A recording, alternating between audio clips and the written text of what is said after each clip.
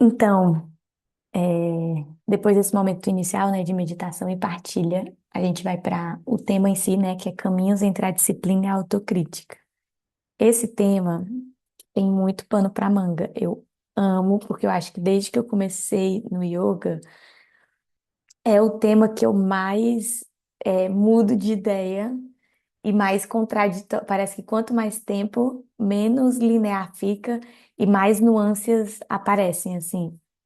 Então, já começo dizendo que vai ser.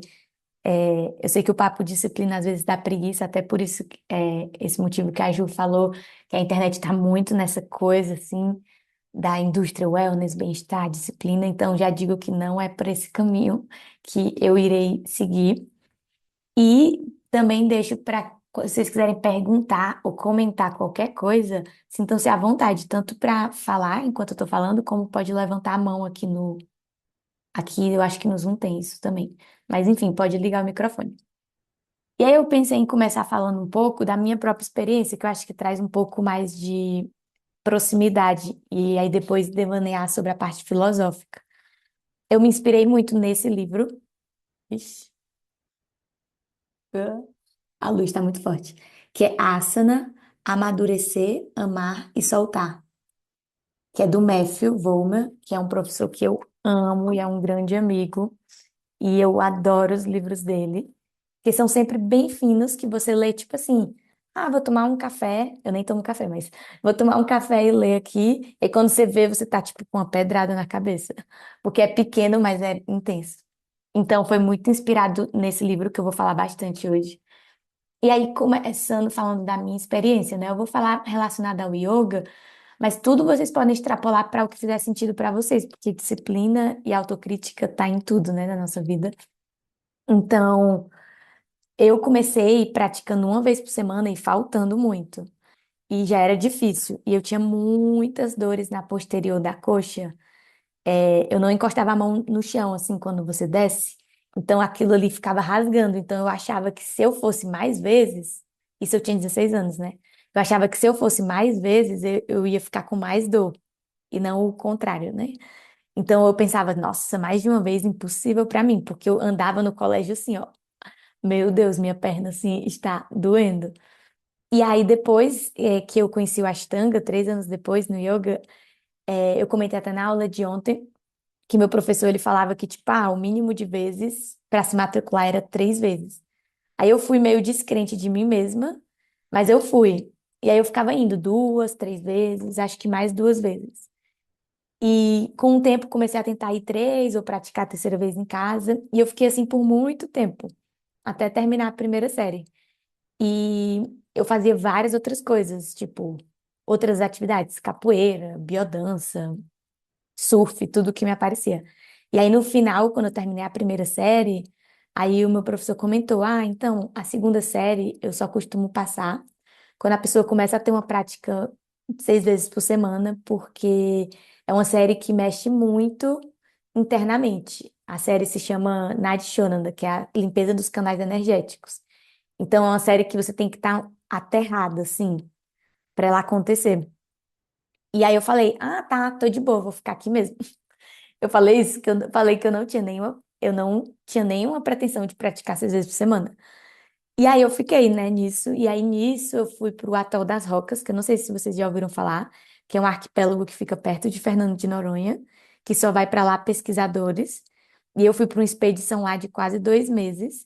E lá é tipo inóspito para humanos, no sentido não tem água, não tem banheiro, a gente leva a água que bebe e o resto é tudo no mar. Tudo que vocês imaginarem, né? E aí eu fui viver essa coisa bem intensa e eu levei meu tapetinho e eu fiquei praticando lá. E na época eu tava no drop back, que é essa coisa que você tenta subir da ponte. E eu caía e ficava lá tentando várias vezes. E foi uma coisa que me ajudou muito, porque lá era uma situação de confinamento, só eu e duas pessoas numa ilha por 2 meses. Então foi uma coisa que me ajudou muito psicologicamente. E aí quando eu voltei, deu uma semana e era pandemia. Aí foi confinamento total, né? E aí na pandemia, sem perceber, eu comecei a praticar 6 vezes por semana. Foi meio que acontecendo assim. E aí eu tô contando um pouco de mim, para mostrar que não tem uma história linear, né, dessa coisa de aumentar as vezes de prática e que também não existe um objetivo. Tipo, a tradição recomenda praticar 6 vezes por semana. Eu pratico 6 vezes por semana e faz sentido para mim. Mas não existe um. O que eu vou começar a falar agora sobre disciplina não é para convencer vocês a praticarem 6 vezes por semana, e sim para refletir sobre alguns pontos mais sutis da disciplina. Então, eu não acredito que tem uma coisa certa a se seguir, sabe?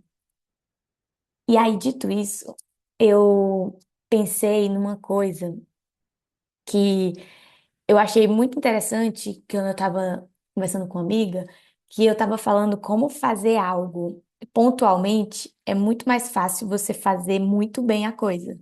Tipo, parece um pouco contraditório, mas vamos supor, você vai fazer um super jantar. É mais fácil você se esforçar uma vez na semana para fazer um super jantar, super diferente, comprar ingredientes chiques, do que você entregar um super jantar todo jantar. E aí eu vejo, é uma analogia boba, mas eu vejo a prática um pouco como isso. Que às vezes no começo parece ser melhor praticar uma ou duas vezes, porque a gente vai estar no nosso 100%. Mas o praticar mais vezes é, na verdade, a gente se ver quando não tá 100%. Quando, na verdade, a gente vai ter só 10 minutos, quando a gente tá com dor, ou quando a gente, tipo, não tá muito afim. E aí você vê como o seu corpo vai reagir a isso. E aí, diferente do que algumas pessoas no mundo do yoga falam, tipo, eu não digo nem de você tem que dar seu máximo todo dia. Eu acho que é o contrário. Eu acho que você tem que dar um pouquinho a cada dia. Melhor do que você dar o máximo num dia e passar 6 dias nada, sabe? E eu acho que essa coisa de se desafiar a tentar praticar mais vezes fora do ideal, fora de uma aula, ou de estar com super energia faz você se ver nos dias mais difíceis, quando você vai ter um cansaço físico, quando você talvez vai estar um pouco doente, você vê como você se sente psicologicamente não dando o seu 100%, que eu acho que é uma coisa muito importante para a vida, a gente conseguir fazer mesmo sem estar 100%. E sem precisar, que aí entra a autocrítica, sem precisar se cobrar e estar 100%. Tipo, só realmente entregar e aceitar o que dá naquele dia. Mesmo que seja a sua prática ser muito curta, 10 minutos é uma prática. E aí tem uma coisa até que eu tava conversando com a Cat outro dia depois da aula e ela falou que ela tava sentindo que tava calçando o chinelinho da humildade. Aí ficou na minha cabeça essa frase de o chinelinho da humildade de agora que ela tá tentando praticar mais vezes, de ela ver que, tipo, o corpo dela não responde da mesma forma do que se ela praticasse 2 vezes. Porque vai ter, naturalmente, o corpo tem um cansaço físico e tem um cansaço mental e várias coisas, então você vai se ver nesse outro lugar. E eu acho que isso traz no Yoga Sutras diz que o yoga traz poderes, entre aspas, assim, a tradução. Eu acho que isso traz um poder interno muito grande, que é se ver sem estar 100% e se amar e se aceitar mesmo assim, sabe? Eu acho que isso para todos os âmbitos da vida. E aí teve quando eu morava em Canané, que é uma cidadezinha no litoral sul de São Paulo, eu morava com 9 meninas. E aí eu lembrei desse episódio para comentar com vocês. Eu tive uma doença que eu não sabia o que era, eu sentia muita dor e lá não tinha hospital, só tinha um postinho e ninguém descobria e no final eu tava com cistite. E eu sentia muita dor por mais de 2 semanas porque me diagnosticavam de diferentes coisas. E nessa época eu só conseguia ficar deitada e não dava para fazer nada assim, porque era uma dor muito pontiaguda. E aí de manhã eu descia as escadas, aí eu estendia meu tapete e fazia alguma coisa, nem que fosse por 5 minutos. Muitas vezes era só sentada, só meditando. E aí eu lembro que minhas amigas ficavam assim, não, essa menina tá doida, pelo amor de Deus, gente. E elas viam como se fosse um extremo da disciplina, como se eu estivesse fazendo aquilo que eu tinha que praticar, sendo que para mim era a única coisa boa que estava tendo no meu dia, porque eu passava o dia todo deitada sentindo dor.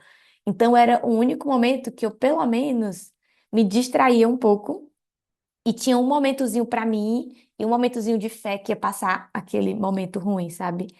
Então, eu acho que tem diferentes formas de cada uma lidar com a disciplina, mas para mim, hoje em dia, e desde essa época também, é mais sobre ter um lugarzinho para mim, para onde eu voltar, do que um lugar físico de eu ter que me esforçar e tudo mais.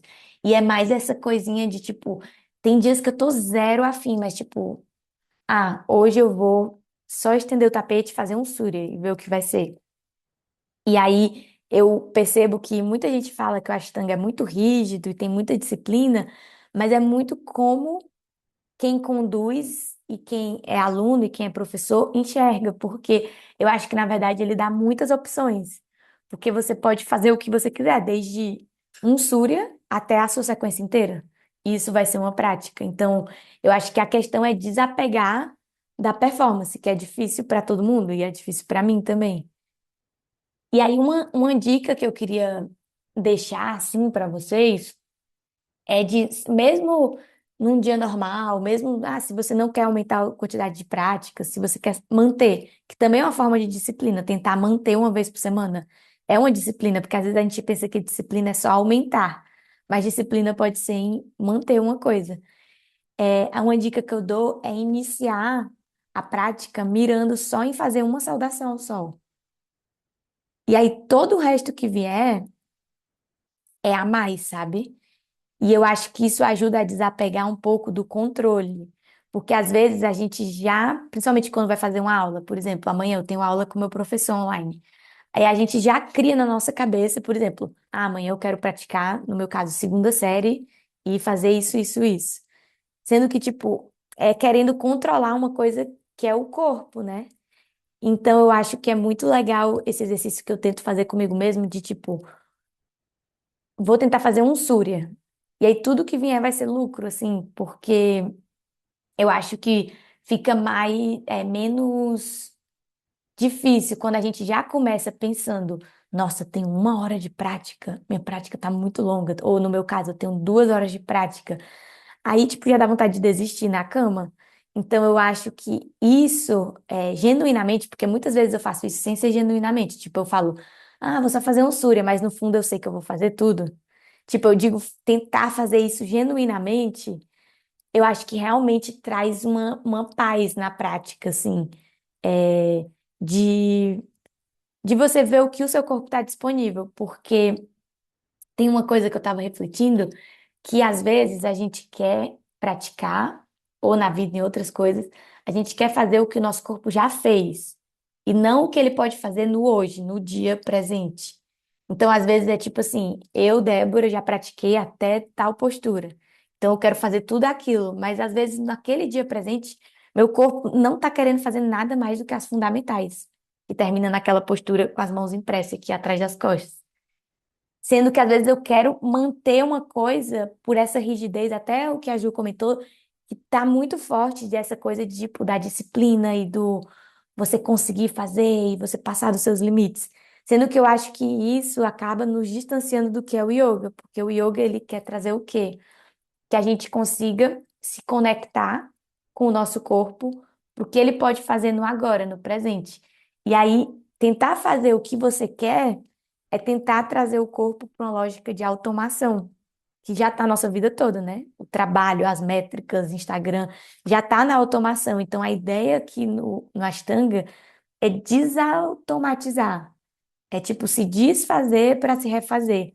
E tem uma frase que fala nesse livro que o yoga é um processo de autocriação. Então, é de você se autocriar todo dia. Então, se você já começa num controle e numa expectativa de eu preciso fazer isso, você já não está tendo espaço para criar, para ter a criatividade em si, do que vai deixar. E eu até digo que às vezes é mais difícil você conseguir dizer para si mesmo e para um professor de tipo, eu hoje só consigo ir até aqui. Para muitas pessoas é mais difícil falar isso do que só ir, mesmo passando do limite do seu corpo, sabe?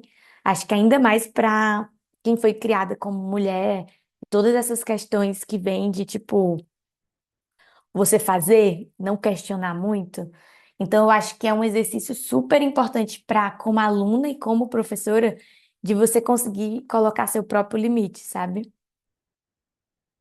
E aí, uma coisa que eu tava pensando é sobre isso é de que essa coisa de você não começar já pensando que você tem que fazer tudo, é que eu sou muito a favor de você não ter que fazer nada, sabe? Para tudo na vida. Eu acho que quando a gente bota o peso de eu tenho que fazer isso, se hoje vocês saem dessa aula e falam eu tenho que praticar 6 vezes por semana, talvez isso vai girar para um lado ruim que faça você abandonar a prática, como eu já vi muitas pessoas que tentam ter que fazer uma coisa que não é o que elas mesmas querem. Então, eu acho que é esse processo de escutar e essa linha tênue entre também não ficar só no num canto mais da inércia e da preguiça, mas eu acho que é essa linha tênue também de não se obrigar a fazer uma coisa porque alguém está dizendo, mesmo que seja uma professora, ou sua mãe, ou seu companheiro, companheira, sabe? E aí eu estava pensando que também tem esse outro extremo que é do excesso da disciplina, que eu acho que acaba acontecendo mais quando as pessoas começam a praticar mais vezes. E aí, nesse livro, o Matthew fala sobre isso. E aí ele falou até uma frase que eu anotei, que ele falou, sempre dediquei energia e tempo operando perto dos meus limites. E aí ele fala nesse livro como ele passou 30 anos praticando perto dos limites dele. Então, eu percebo muito isso, principalmente quando eu dou aula para homens, como é muito difícil eles falarem, tipo, putz, chega aqui, ó, tô muito cansado. Tipo, é essa coisa de ir ao máximo, assim. E esse é o outro lado, né? E aí eu acho legal pensar no corpo também como uma festa, uma diversão. Claro que a prática você não tá o auge da diversão. Muitas vezes, a maioria dos dias eu não tô afim de praticar assim que eu acordo, mas é aquela sensação que todas vocês já experimentaram de alguma forma do pós-prática, aquela sensação, nossa, tipo, não queria ter vindo, mas ainda bem que eu vim. E aí eu gosto de imaginar esse corpo fazendo essa prática que para mim é quase como uma dança quando eu ficar assistindo todas vocês fazendo. Eu gosto de imaginar como uma celebração do corpo, sabe? E não só uma coisa a ter que se fazer, mas tipo, nossa, olha que incrível a gente conseguir sentar. Tipo, quase todo mundo que está aqui na aula hoje, acho que todo mundo tem menos de 40 anos. E eu tenho algumas alunas que têm bem mais de 60 e que elas começaram falando: Olha, meu sonho com yoga é conseguir sentar sozinha no chão. Tipo, e às vezes a gente fica noiando com os detalhes, tipo assim, não tô conseguindo pegar na ponta do meu dedo quando tá em lótus. Enquanto, tipo, a gente consegue fazer coisas muito incríveis, tipo, sentar fazer exercícios do dia a dia, se mexer, né? E aí eu penso muito nesse corpo que, como uma celebração, assim, sabe? Não uma exaltação, exacerbação do corpo, mas realmente uma celebração. Ainda mais nesse mundo que a gente é muito, cheia de autocrítica. E aí eu vou entrar na autocrítica, que eu estava refletindo que esse caminho entre fazer mais, fazer menos, que entra a autocrítica no meio, é muito tênue. E aí eu acho que uma coisa que é muito importante que o yoga ajuda é você entender os seus próprios padrões individuais, que só você vai saber, que é desde que você é criança até agora, e esses padrões vão mudando, né? Se você é uma pessoa que, por exemplo, é mais autocrítica e muito disciplinada e que quase se chicoteia se faz uma coisa não como esperado, ou se é uma pessoa que já procrastina muito, se tem muita dificuldade de fazer as coisas, ou se é os dois, né, em diferentes momentos. Então, eu acho que entender esse próprio padrão, que ele vai mudando, é muito importante para ter um olhar crítico para isso tudo que eu estou falando, para saber como isso se encaixa em você. Se eu estou precisando de uma disciplina maior, se eu estou precisando ser mais relaxada comigo. Eu acho que tudo isso entra na sua própria autoobservação, que a prática ajuda muito a você perceber esses padrões. E aí, uma coisa que eu estava pensando quando me veio a palavra autocrítica na cabeça é o perfeccionismo. Junto com a autocrítica vem muito perfeccionismo. e que eu sou uma pessoa muito perfeccionista e conheço quase todas as minhas amigas ao redor, muitas são também, e que eu acho que é uma armadilha que paralisa muito a gente, porque com o medo de não fazer perfeito, você acaba não fazendo. E aí eu faço esse paralelo com a prática, porque às vezes, ao invés de a gente tentar fazer mais vezes, com medo de não conseguir fazer a sequência perfeita inteira, aí a gente prefere não fazer do que se deparar no tapete com, tipo, ter que escolher. Opa, será que eu vou mais, vou menos? Um dia sozinha, sem ter aula, sem ter uma professora para conversar. E aí eu acho que é aí que entra esse entendimento mais sensível dos nossos padrões. De tipo, nossa, será eu sou uma pessoa que sempre tento passar dos meus limites, como o Matthew falou que ele é. Ou eu sou o contrário. Então, eu acho que é muito bom se dar a oportunidade de tirar esse perfeccionismo na prática, no tapete, sabe? Na vida real, de tentar praticar sem ser no modo perfeito, sabe? No horário perfeito. Muita gente que eu conheço, até professoras e mais velhas, assim, falam: ah, não, se eu não conseguir praticar de manhã, eu já desisto. E isso é muito limitante, assim, porque você já cria um grande empecilho. E eu penso muito que é melhor feito do que não feito, sabe? Tipo, então, semana passada, eu voltei de viagem, tava toda atropelada, assim. E aí eu tinha uma aula 1h30 e era 1h15. E eu sabia que depois disso eu ia ter outra aula, não ia mais conseguir praticar. Aí eu, tá bom, vou praticar 15 minutos. E foi isso, eu fiz, tipo, 3 saudações as posturas sentadas. E acho que meditei 3, 4 minutos. E foi isso. E eu fiquei tão mais presente pro resto do meu dia que eu fiquei tipo, nossa, eu ia ter só rolado o feed do Instagram nesses 15 minutos sem nem ter percebido. Então, assim, às vezes é uma coisinha pequena, não precisa ser uma coisona, sabe? E aí, nessa coisa de crítica, tem duas passagens do livro do Matthew que eu queria ler para vocês que me pegaram muito. Que ele começou falando que ele é inglês, mas ele mora no Brasil há muitos anos. Aí ele começou falando que em nenhuma língua ele fala palavrão, que ele não fala palavrão em inglês, nem em alemão, nem em português. E aí ele estava pensando sobre isso, e aí eu vou ler agora. E aí ele falou: dei-me conta de que eu só uso esse nível de linguagem, de palavrão, contra mim mesmo. Eu jamais seria tão agressivo com qualquer outra pessoa. Naquele dia eu fiquei muito triste ao perceber que reservo só para mim mesmo um nível diferenciado de violência. E aí me pegou muito, porque seja com palavrão ou com outras atitudes, muitas vezes é mais fácil a gente ser muito crítico e perfeccionista com a gente mesmo do que com os outros. E é quase como se vivesse um tirano interno, assim. E eu fiquei muito impressionada com isso, porque realmente eu conheço ele há bastante tempo, eu nunca vi ele falando nenhum palavrão, e aí ele dá um exemplo de um palavrão que ele sempre usa com ele mesmo, tipo, you are a fucking idiot. E aí eu fiquei tipo, uau, tipo, olha que forte você não usar nenhum palavrão com ninguém, e só com você mesmo durante muito tempo, assim. E eu acho que as práticas de disciplina, elas podem pender para esse outro lado de excesso de autocrítica se a gente não está bem amparada e muito sensível de si e, tipo, cultivando um amor junto com a disciplina. Se for só a disciplina nua e crua, eu acho que ela pode ser muito maléfica mesmo. Eu acho que pode trazer, como ele falou, que ele praticou 30 anos da vida dele se autocriticando.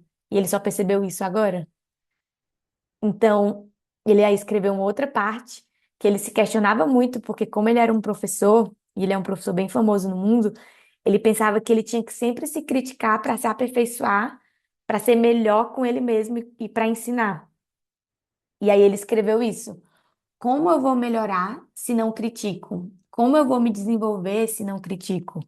Será que eu tenho a coragem suficiente de começar a me amar, mesmo que isso signifique não me criticar e, portanto, não me aperfeiçoar no meu fazer?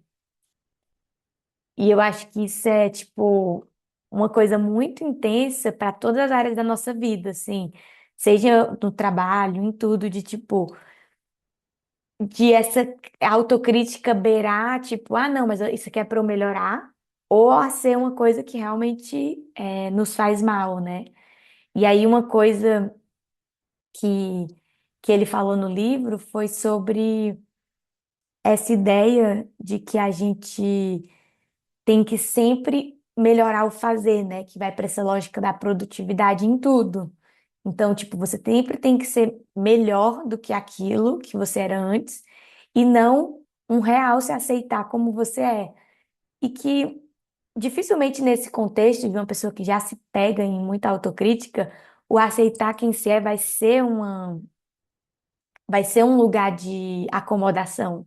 Porque eu acho que quem se critica muito tem um pouco essa dúvida, eu tenho, de tipo, nossa, mas será que eu não vou estar me acomodando? Mas eu acho que se você já é uma pessoa que se critica muito por natureza, tem muita autocrítica, dificilmente você vai estar acomodado, porque você está sempre se questionando e se criticando, sabe? Então eu acho que é muito mais olhar para o outro lado do que aumentar esse lado que às vezes a gente já tem muito. Uma coisa que eu fiquei pensando é que às vezes a gente tenta compensar na falta de disciplina, a gente tenta compensar em algumas coisas. Por exemplo, um exemplo pessoal. Ah, sei lá, eu tava viajando e aí teve um dia que eu não consegui praticar, acho que foi uma quinta-feira. Aí eu pensei, nossa, então domingo que era o meu descanso, eu vou praticar. É uma ideia, tipo, compensatória ao invés de ser uma ideia de aceitar no agora, sabe? E aí já tá pensando no depois, que para de ser yoga também. E aí eu gosto porque meu professor sempre me fala, tipo, não deu, não vai tentar compensar outro dia, tipo, deixa sua semana como é, entendeu? Tipo, é isso, passou. Porque senão a gente pode entrar nessa lógica com tudo na nossa vida, tipo, nossa, não consegui fazer essa entrega hoje, então vou trabalhar sábado e domingo para compensar, sabe? E aí a gente fica nessa lógica produtivista mesmo, assim. E na prática é mais óbvio que não faz tanto sentido, mas na vida real acho que a gente faz isso toda hora, de tentar se compensar de alguma forma com algo que não foi como esperado. E aí teve uma frase que o Matthew escreveu, que ele falou, a sua prática ajuda você a se amar? A sua prática ajuda você a acreditar que é boa o suficiente exatamente como você é? Vou até tomar uma água. Eu acho que é muito. Eu acho que essa pergunta me ajuda muito a me nortear quando eu tô em dúvida se eu tô fazendo pouco ou muito e tarará. E é só tipo assim, nossa, você tá se sentindo bem como você é? E eu acho que é essa a busca de tentar um lugar que não existe um lugar fixo, mas um lugar nessa corda bamba da prática em que você esteja não se automutilando ou se autocriticando demais, sabe? Então, eu acho que tem um caminho entre a disciplina e a autocrítica, sabe? Não precisa ser esse extremo de um excesso de disciplina a qualquer custo ou um excesso de indulgência, de relaxamento a qualquer custo. Tipo, que também tem o outro oposto, de tipo, nossa, mas eu me amo tanto que eu não vou passar, eu não vou, tipo, fazer algo que eu não quero. Que eu acho que quebra um pouco a ideia do yoga, porque o yoga também é fazer o que você não quer, sabe? Então, por isso que é sempre meio tênue. Fazer o que você não quer no sentido que a gente não tá afim de praticar sempre que a gente tá afim, mas a gente sabe que depois que passa daquilo, muitas vezes é benéfico. E quando não for, aí você muda a rota. Mas enquanto for benéfico, é importante passar dessa linha, porque uma das questões que se fala muito no yoga, na filosofia do yoga como um todo, é de a gente não viver só pelos nossos desejos. Não silenciar eles, mas não viver só por eles. Porque aí, senão, a gente fica muito pulando de um desejo para o outro. E a ideia do yoga é trazer esse lugar da não identificação também. E aí eu trouxe vários questionamentos e coisas, e aí o que fazer com tudo isso, né? Eu fiquei pensando. E eu acho que a resposta, entre muitas e muitas aspas, é uma coisa que está escrita lá no Yoga Sutras, que é esse livro como se fosse, entre aspas, a Bíblia do Yoga, que o yoga, ele é a diminuição das oscilações da mente. E aí, como é que você consegue isso? Através da repetição e do desapego. Então, para mim, quando eu entro em crise sobre alguma dessas temáticas, eu penso muito nessas duas palavras, repetição e desapego. Porque se a gente para pensar, é bem a disciplina e a autocrítica, né? Como se eu consigo ver a repetição como a disciplina e o desapego como um antídoto à autocrítica, sabe? Porque no momento que a gente desapega das nossas ações, não tem mais tanto lugar para essa autocriticidade, assim. Então é esse fazer, entregando e desapegando. Então, eu acho que muitas pessoas perguntam, tanto para mim como o Matthew falou nesse livro, que vários workshops as pessoas perguntam para ele, como saber se eu tô com excesso de disciplina ou se eu tô, tipo, me acomodando, não querendo ir para um lugar que traz desafios. E aí ele falou que, tipo, que todo mundo quer uma resposta bonitinha para isso, para meio que seguir em paz, só que não tem. Então, tipo, ele até falou essa frase: não é algo que pode ser ensinado, tem que ser intuído. E é difícil para todos nós, todos os dias. Então, eu acho que é isso. Ora a gente vai estar pendendo para um lado, em alguma área da nossa vida, em excesso de disciplina, ora vai estar pendendo para o outro, de um excesso de preguiça, de acomodação. E eu acho que a gente vai ficar brincando nessa corda bamba, sabe? E eu acho que o yoga ajuda a gente a pelo menos se observar nessa corda, sabe? Tipo, e uma coisa que eu fiquei pensando é que quanto mais a gente se ama, é mais fácil andar nessa linha. Só que por isso que é tão difícil entender, porque é muito difícil em 2026 cultivar esse amor por nós mesmos, né? Então no livro ele fala muito sobre isso, de tipo, como ele percebeu que várias das questões dele era porque ele não destinava amor a ele mesmo, que ele não se amava, assim. E ele percebeu que era tipo, ele não pensava nisso, em como se amar. Ele só pensava no fazer, na disciplina, nisso, no fazer, né? E eu fiquei pensando que essa coisa da linha tênue, em trazer um exemplo meu que eu vivo, que é essa postura do drop back, né, que a gente está aqui em pé e desce para a ponte, é uma postura que eu sempre tive dificuldade e passei muito tempo nela. E é uma postura que ela me pega fisicamente e psicologicamente até hoje. Então, ela é a minha linha tênue mais à mostra. Tipo, é uma linha tênue, essa linha tênue entre a disciplina e a acomodação. Porque se eu tiver qualquer pequena coisa para fugir dela, eu vou fugir. Mas ao mesmo tempo, se eu tiver num um momento de muita disciplina, eu às vezes passo passando do ponto. Então, para mim, ela é muito um medidor dessa minha linha tênue. Eu acho que as posturas, elas ajudam um pouco a mostrar isso. Tipo, geralmente tem uma postura que você quer fugir mais, que você não quer fazer, e outras que você ficaria lá 10 respirações. Eu acho que isso mostra também um pouco, num detalhe da prática, mostra um pouco de como a gente consegue se observar, né, esses padrões. E aí eu pensei assim, no geral, era isso para compartilhar com vocês, e eu queria deixar um, um experimento para vocês de sugestão, que é, vocês podem, tipo, fazer que nem eu, quando meu professor falou para eu praticar 6 vezes, que eu só falei, não, obrigada. Vocês podem fazer isso, mas é uma sugestão, que é vocês se experimentarem praticar 4 a 6 vezes por semana, essa semana ou na próxima. E lembrando que praticar pode ser 10 minutos, pode ser só subir no tapete, pode ser inclusive só sentar e respirar. É, E aí eu pensei nisso porque eu acho que é menos para tipo, nossa, a partir de agora tentem praticar assim para sempre, mas mais para vocês verem como é essa experiência, realmente ter uma experiência e aí tirar as próprias conclusões de vocês, como vocês se sentem. Claro que vai ser só uma semana, não dá para ter grandes conclusões, mas dá para ter conclusões. E aí, eu acho que uma coisa que é legal, que eu também sugiro, é que se quem quiser topar, tentar fazer isso, é anotar como se sente nesse processo. Pode ser tipo uma palavra, ou por dia, ou no final desses 4 ou 6 dias, e, e anotar o que vem, assim, ou antes ou depois, assim, da prática. Porque eu acho que isso pode trazer vários insights para si mesmo, sabe? Eu acho que para muito além do yoga, eu acho que a prática aí vai ser mais como uma ferramenta do que como um fim. Tipo assim, o objetivo não é tipo, conseguir 6 vezes.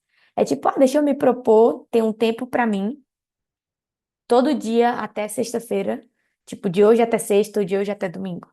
E aí também experimentar a, esse amor como um antídoto à autocrítica que surgir. Tipo, se tiver um dia que, não vou conseguir, não consegui e tal, como você se sente? Isso também é legal de escrever. Tipo, não precisa ser só escrever quando dá certo, sabe? Pode ser escrever nos dias que também, tipo, não deu. Ou tipo, nossa, hoje eu pratiquei 5 minutos e nem me senti bem. Tipo, pode vir tudo, né? Então, eu acho que é essa a minha sugestão de vocês se proporem subir no tapete. Pode até ser um subir já sentado, só meditando. Eu acho que, tipo, a partir de 10 minutos a gente consegue ter uma prática. E aí, uma coisa é que no Ashtanga, se você fizer alguma postura inicial, sempre pense em fazer as últimas sentadas finais, para finalizar. Então, se for ter 10 minutos, tira 5 minutos para fazer as sentadas finais, que pega as sentadas mesmo, as últimas, últimas. Porque é legal também esse lugar de fechar a prática, sabe? E de não só fazer mais e mais das iniciais e o final, que é para você aquietar o corpo, você passar. Porque eu acho que também as finais é um momento de alto amor, sabe? De você fazer algo menos pelo extremo e fazer mais relaxante. E aí eu acho que era isso. É, Vocês podem, inclusive, quem quiser testar esse experimento, pode mandar no grupo ou escrever para mim, ou só para si. Acho que só para si já tá ótimo, mas se você quiser compartilhar alguma coisa no grupo, pode ser legal. E também quem, tipo, nossa, minha semana tá impossível, não precisa fazer. E aí você já experimenta a sensação de, opa, não vou conseguir fazer isso. Então, acho que tanto o experimento de fazer como o de não fazer já é um experimento. E aí é isso, gente. Se vocês tiverem algum comentário, dúvidas, é sempre legal.